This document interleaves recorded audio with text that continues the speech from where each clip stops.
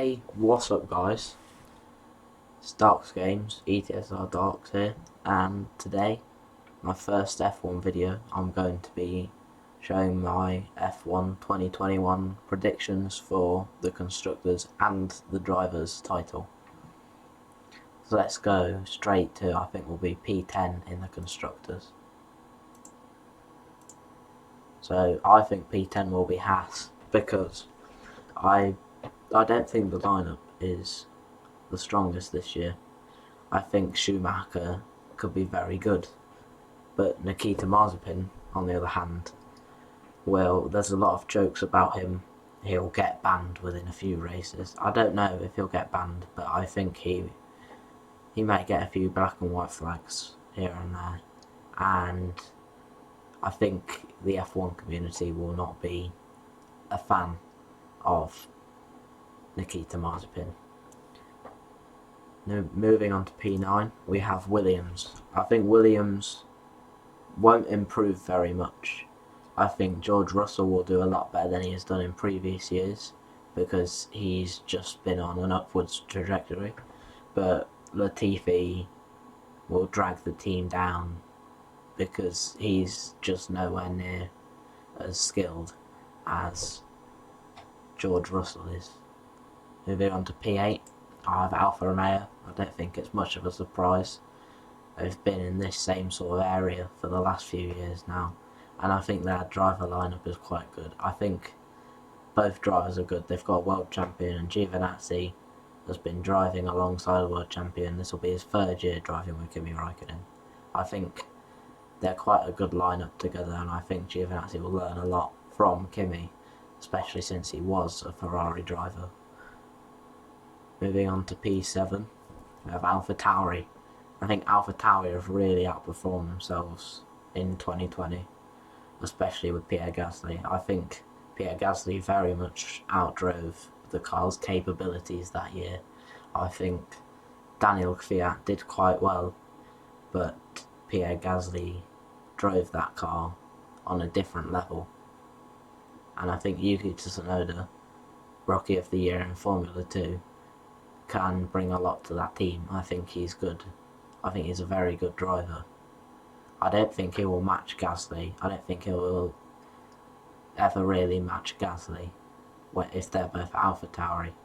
But I think Gasly really outperforms the car.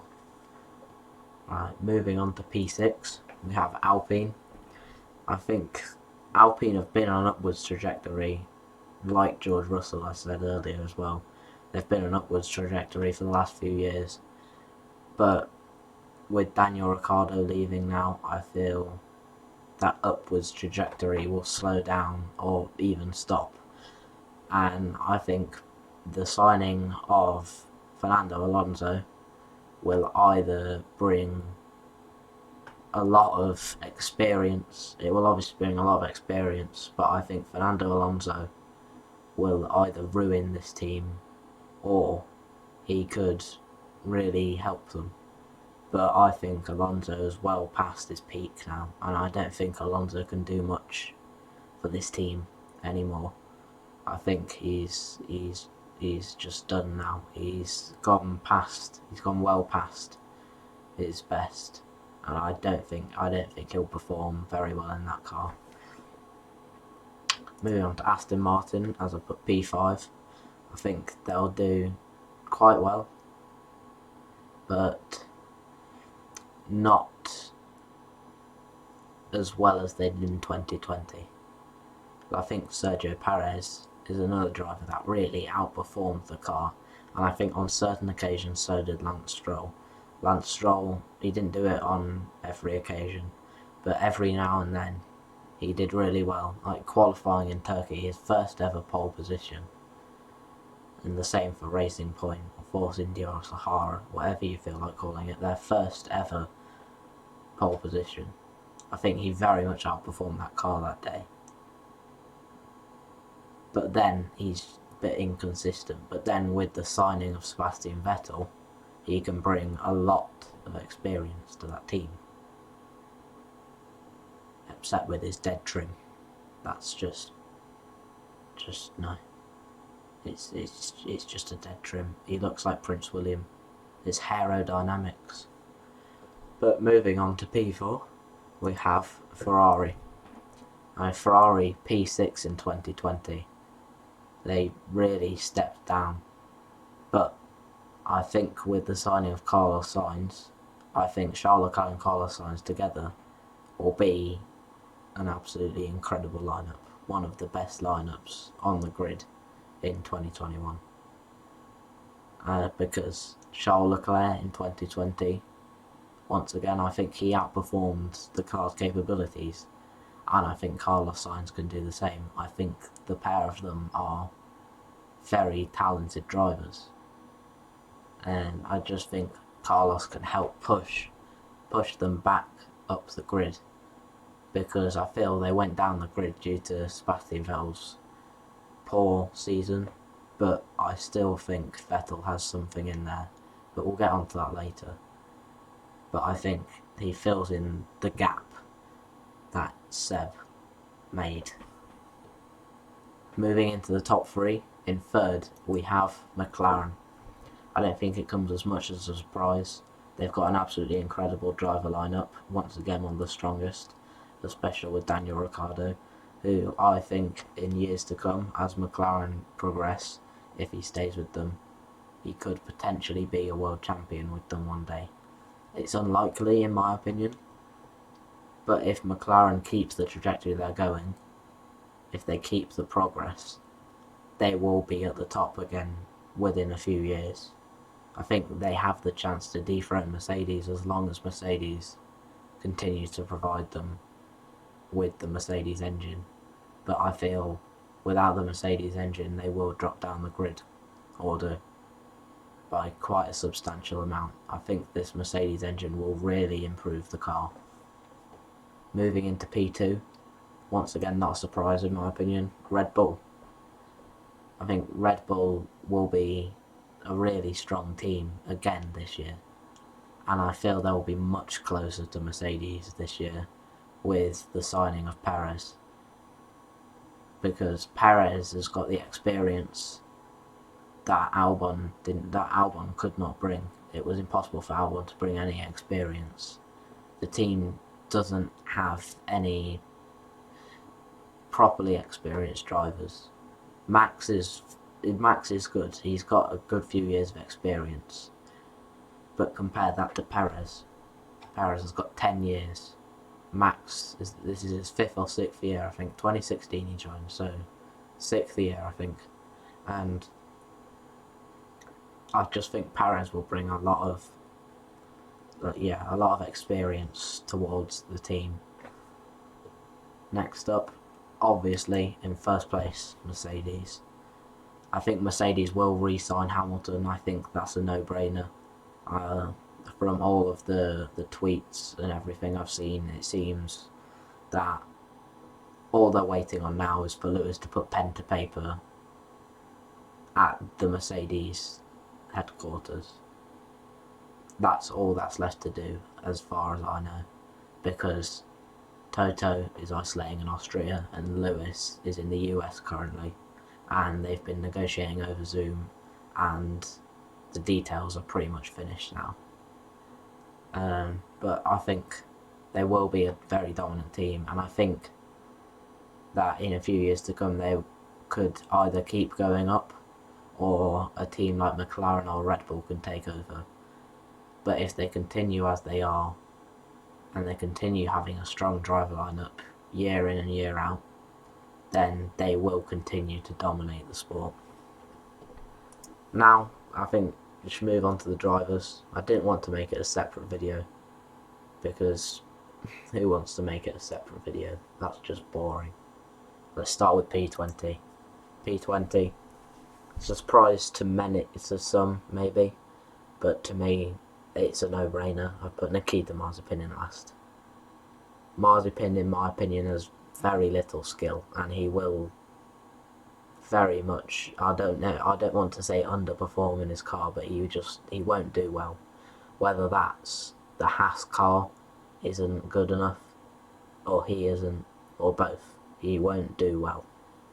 And I reckon he will get quite a few black and white flags during races, and he will be. He will just be one of the most hated drivers on the grid for the way he drives and the fact he is a paid driver. Paid drivers are typically disliked in the sport. Lance Stroll, when he first started out, he wasn't the most liked, but through the years he's progressed. And if Mazepin manages to do that, people might respect him more. But at the moment, they don't. I don't think anybody really respects him other than his billionaire dad who got him into the sport. In 19th, Latifi. Not a surprise. I don't think either Latifi or Mazepin will score any points. Latifi may score one or two depending on the performance of the Williams this year. And, I mean, as we've seen in 2020, crazy things can happen. He could score a decent amount of points. So could George Russell. We'll have to wait and see, though. But he's 19th, and it's the two newest paid drivers straight to the back of the grid. 18th, we've got Mick Schumacher. I think Schumacher will be quite close to Russell. It depends on the performance of the Haas compared to the Williams, but I think he'll be quite close. But George has now got a few years of experience under his belt. He's got 2 years of experience. He's going into his third year, and Schumacher's only just finished his Formula 2 career. And I think he'll do well. He'll do better than Mazepin by a mile in the Haas, but he won't be able to get past George Russell. But I think it'll be a good fight, and I think they will be the two that decide the order between Haas and Williams for 9th and 10th. In 17th, George Russell. No surprise. Top of the back markers, really. He's one of the best drivers on the grid, in my opinion. I think he's very similar to Lewis in talent. I think the only difference between him and Lewis is Lewis has more experience, and I think once George gets a seat at Mercedes, a full-time seat at Mercedes, he will win the World Championship, and he will win it multiple times because he is a very talented driver. Like we saw it in Sakir. He absolutely thrashed Bottas until Mercedes messed up the entire race for him. He was leading over Bottas at a margin even Hamilton would be proud of. And I think he will be a multiple-time world champion, as I've already said. And he will be top of the back markers. I think he will score points this year. He's come a long way. But it will depend on the car. But I think also to get a decent amount of points, it will also depend on luck. Because it's hard to score these points in this Williams without any luck. Because they don't have the pace of the other cars. And moving on to 16th, Kimi Räikkönen. I think Kimi's good. He's got the experience, but I think Giovinazzi will overtake him this year. I think Kimi has started to fall down a lot. He's lost some of his talent, sort of, because he's been in the sport so long. And, like you said, it's more of a hobby for him than a job.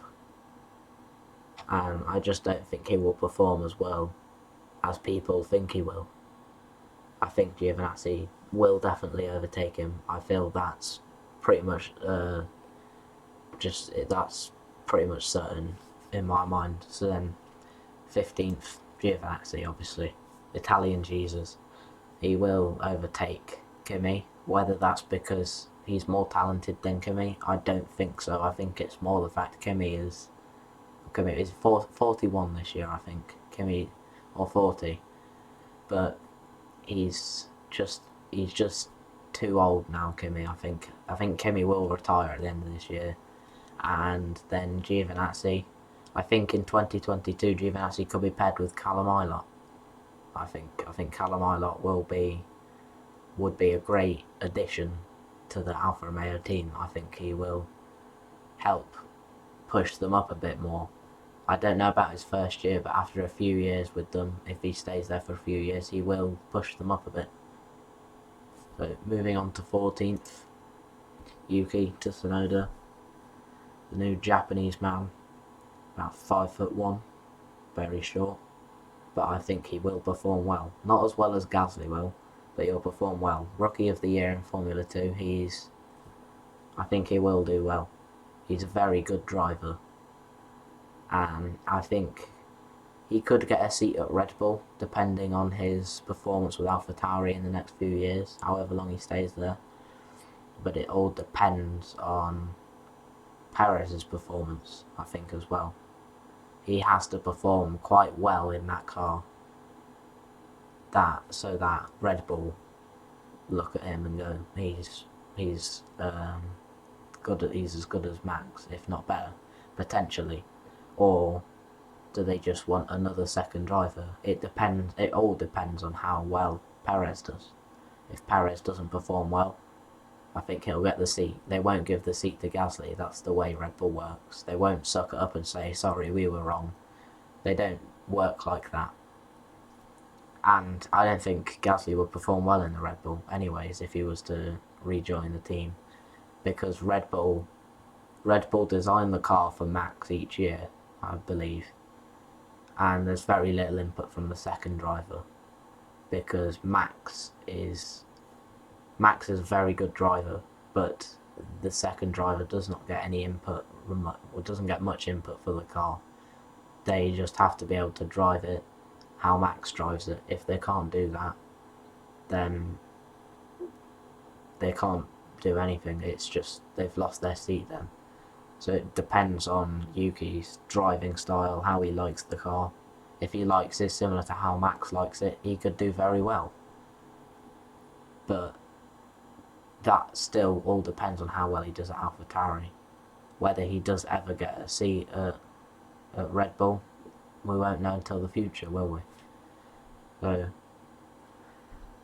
moving on to the next driver, we've got Fernando Alonso, who I've placed in 13th.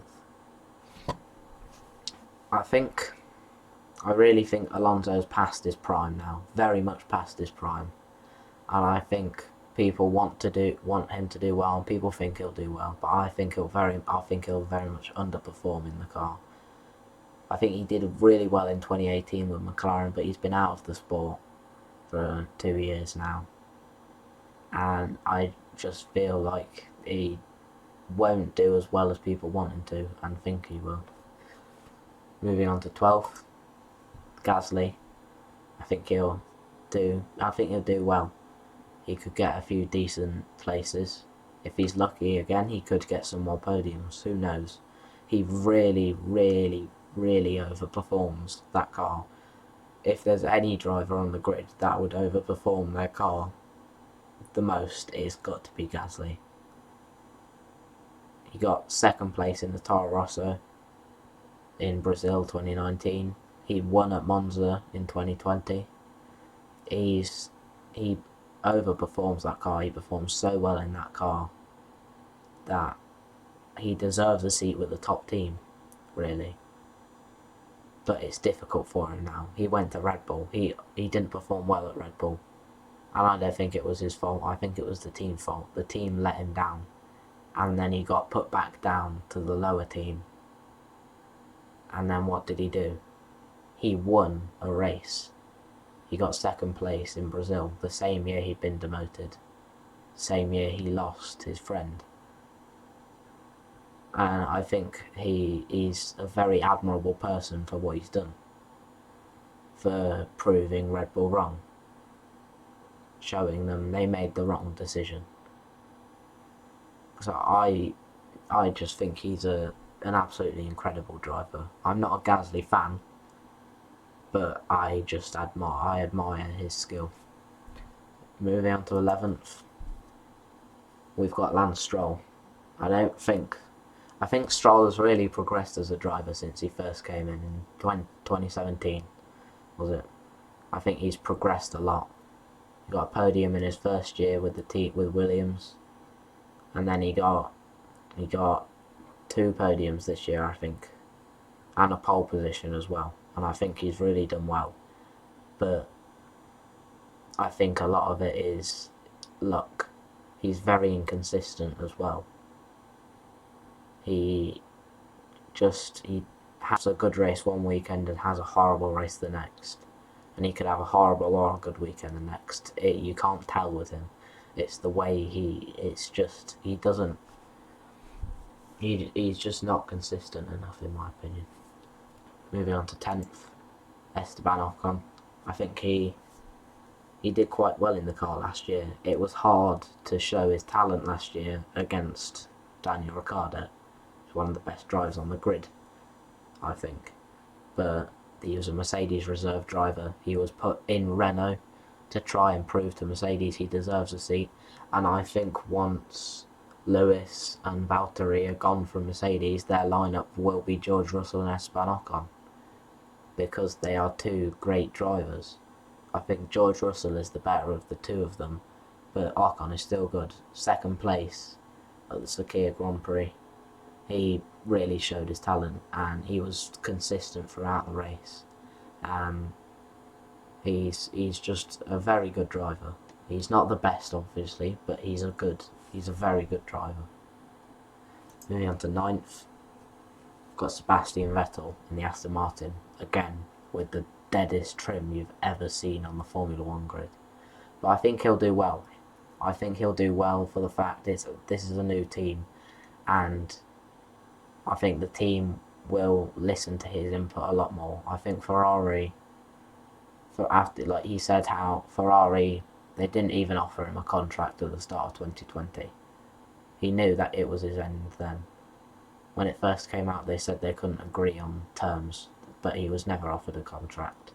And I think Ferrari had just decided they didn't want him anymore, and they discarded him, and they put everything on Charles Leclerc. And I think Leclerc proved his skill, but I don't think they should have just thrown out Sebastian Vettel. He didn't have the best season in 2019, but again, I think they put a lot of their cards on Charles Leclerc,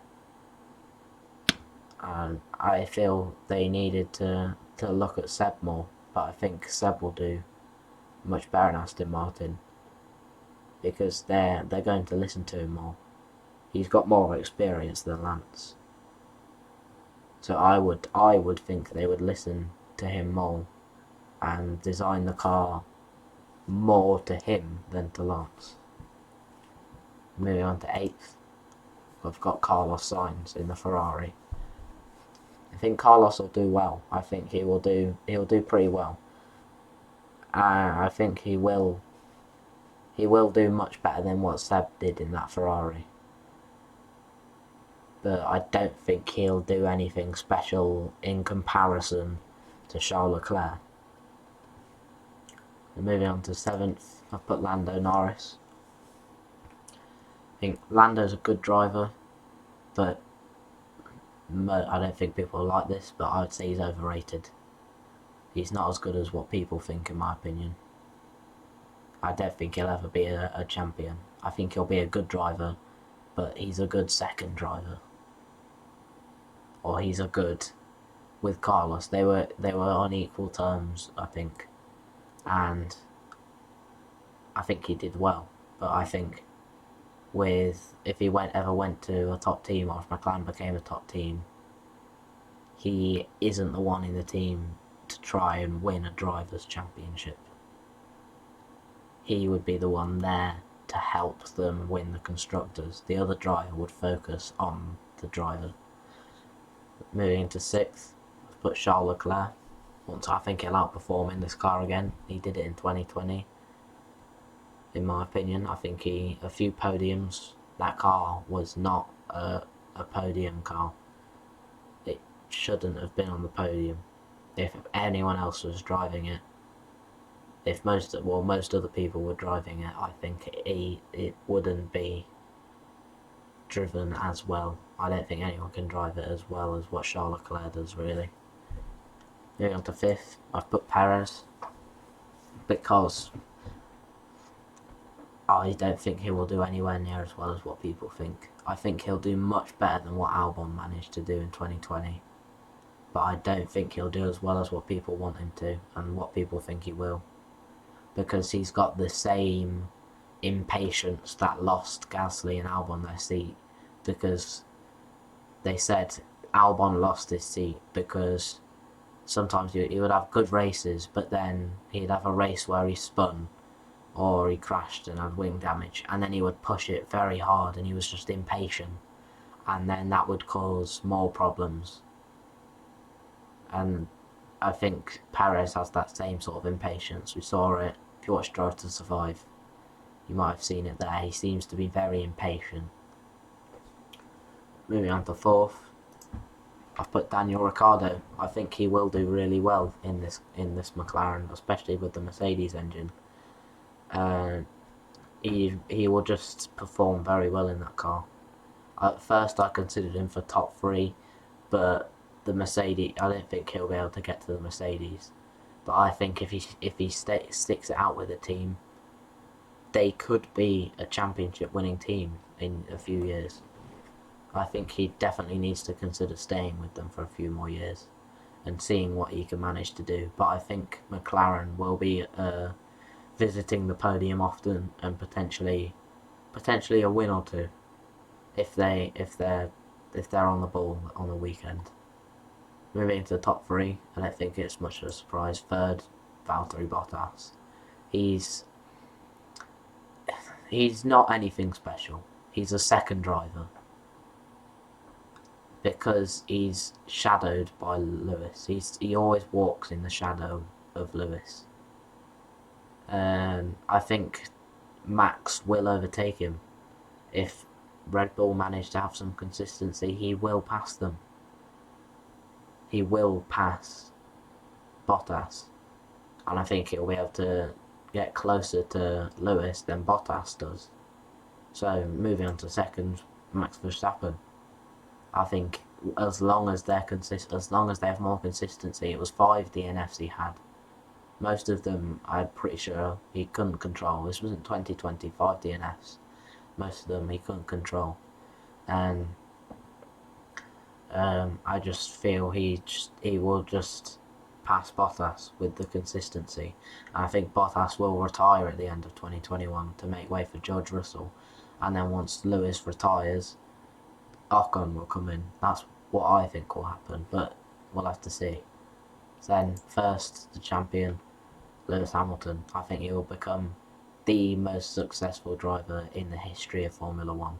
The first driver to get 8 titles, the first driver to get 100 poles, the first driver to get 100 wins. If he stays in the sport for a few more years, I don't think he will, but if he does, he could be the first driver to make 200 podiums. But I think he is the best driver of all time. I think he is better than Schumacher. But that concludes my first ever video. It is quite a long one. I'll try not to make them this long from now on. So, thanks for watching. Consider liking and subscribing, and then there's my socials as well if you want to go follow them. Or subscribe, or whatever it is you do on that specific one. But, thanks for watching.